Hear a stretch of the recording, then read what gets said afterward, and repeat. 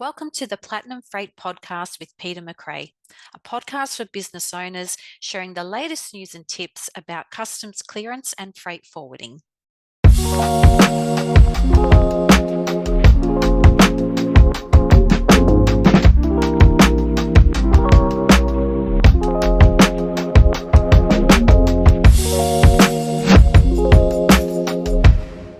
So, welcome to episode 4 of the Platinum Freight Podcast with Peter McRae, Customs Broker. In today's topic, we'll be talking about air freight shipments to Australia. So, let's begin with a brief overview. What are the different forms of air cargo shipments available for sending goods to Australia? So whenever shipments are going to travel to Australia by air, there's different options for the customer.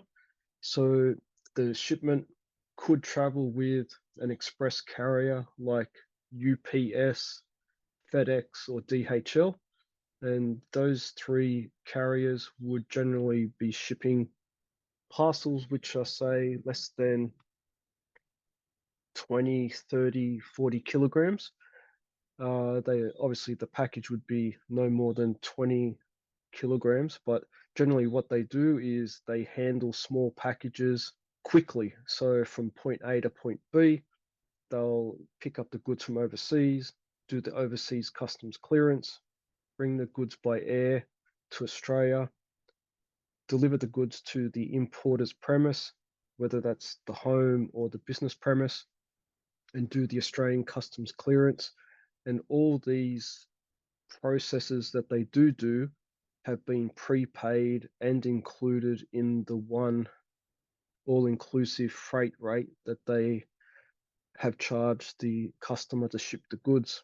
The other option where goods travel to Australia by air could be where the goods have been lodged with the overseas post office and then the goods travel to Australia by air, but that would be a separate podcast that we'll talk about, and we refer to that as parcel post customs clearances.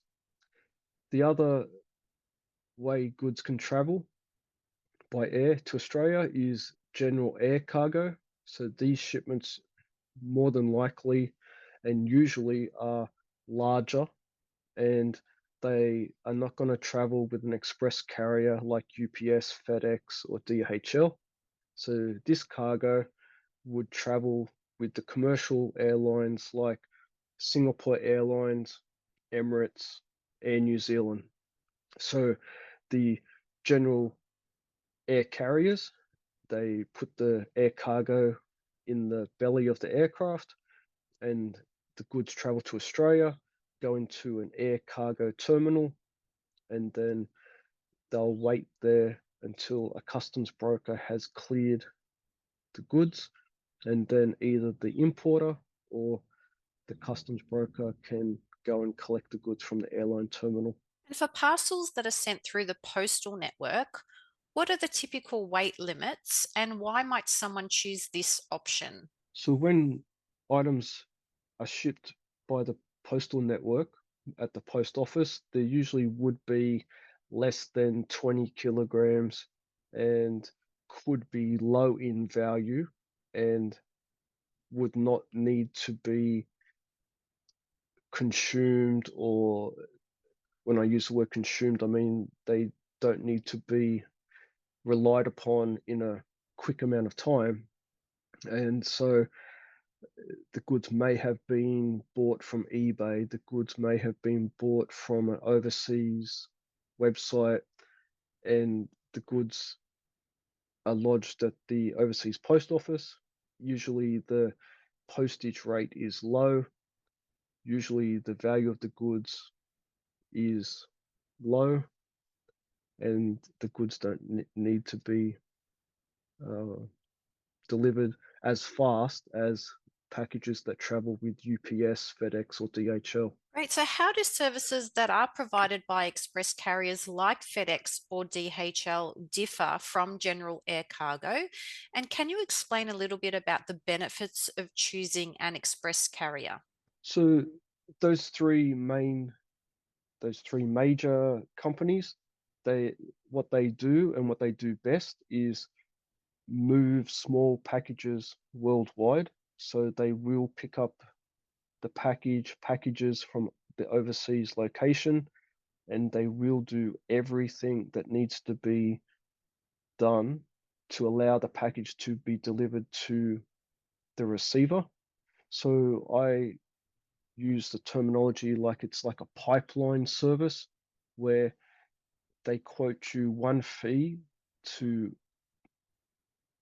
do the process, and then all you have to do is pay that one fee, and they will do the overseas customs clearance, movement to Australia, Australian customs clearance, movement to your home or your business, except they will call you the day before delivery and ask you to pay any import taxes that are applicable. And then once you've made that payment, then the goods will then be released from their depot to be on in to be placed into a delivery van to deliver the goods to you.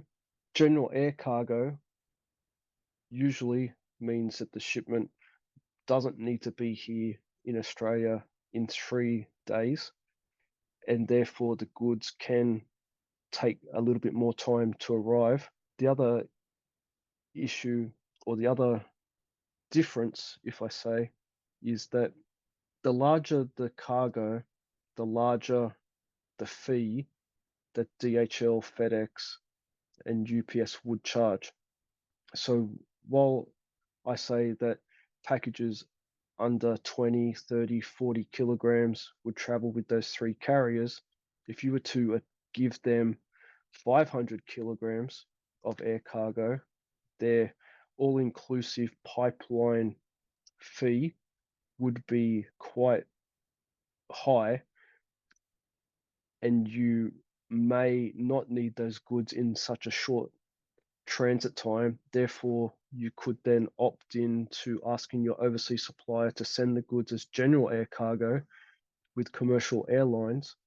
And then once before the goods arrive into Australia, a customs broker could attempt to pre-clear the goods before they arrive so that the airline terminal doesn't charge storage when the goods arrive.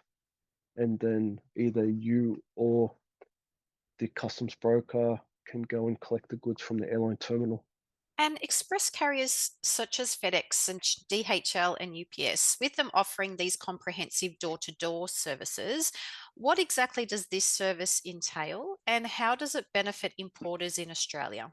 So when a shipment is going through one of the express carriers, they already have their own customs clearance team, their own transport team, and they handle the whole process.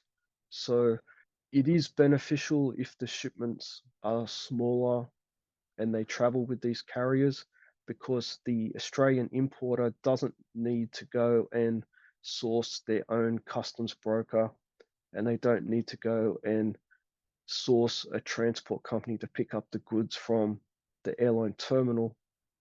Basically, they agree to buy the goods from the overseas seller. They agree to the price that the overseas seller has advised that FedEx, UPS, or DHL are going to charge to send the goods to Australia. They get a tracking number. They can track the package on their website. Then they wait for the email or phone call to say how much tax needs to be paid, and then pay that amount of money, and then the package will be delivered. And can you walk us through the process of general air cargo from the overseas supplier to the final delivery in Australia?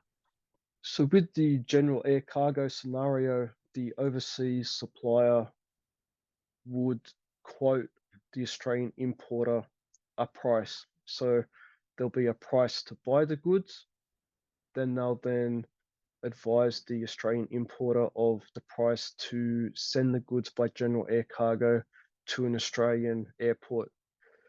Then once that has been agreed and accepted, then the overseas supplier will then deliver the goods to either a freight forwarder overseas or deliver the cargo directly to the air cargo terminal overseas. The cargo will then be placed onto the aircraft and then travel to Australia. The cargo will be then taken from the aircraft, placed into the air cargo terminal warehouse, and then the cargo will then wait there until the goods have had the tax assessment completed by their customs broker. Then there will be some terminal fees to pay.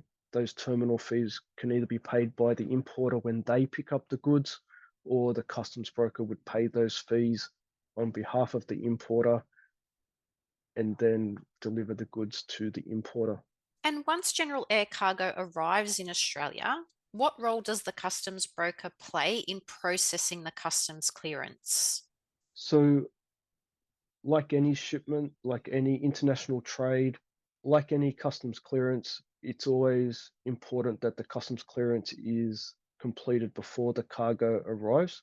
We understand that that's not always possible, especially when shipments come from New Zealand and it's a 3 hour transit time to Australia. It's not always possible that we can pre clear the goods before the goods arrive. But once the cargo has landed into Australia, has been checked in at the airline terminal, the airline terminal will either email or telephone the importer to let them know that the cargo has arrived, and then 24 hours from that notification is free time, and then after that, storage will be charged. So the customs broker, once they have been advised by the importer that their cargo has arrived, needs to collate all the documents, put it together, submit it to the Australian Border Force, submit it to the Department of Agriculture,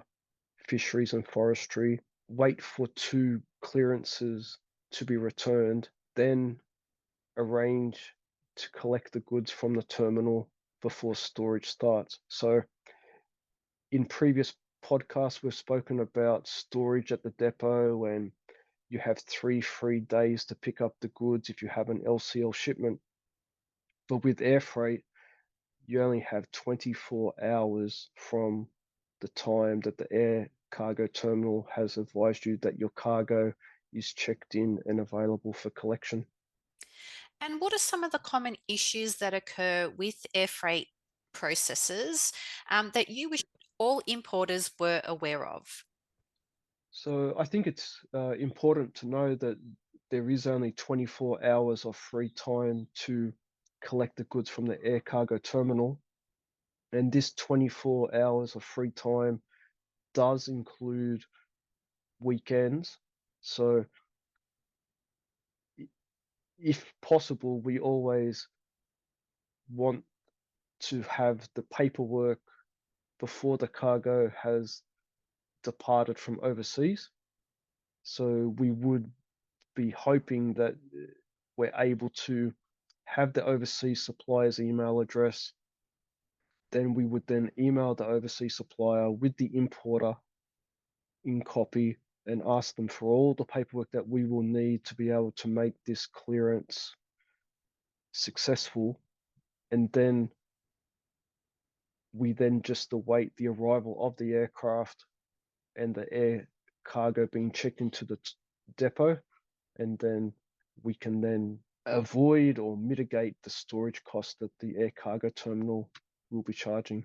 And finally, can you share some tips or best practices for businesses to efficiently manage the air freight shipments and avoid some of those common pitfalls?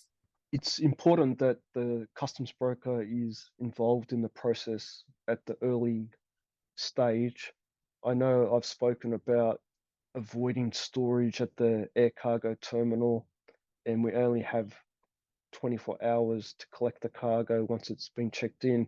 But there is much more, there's many more other issues And for example, we need a free trade certificate if the goods are coming from a country that Australia has a free trade agreement with.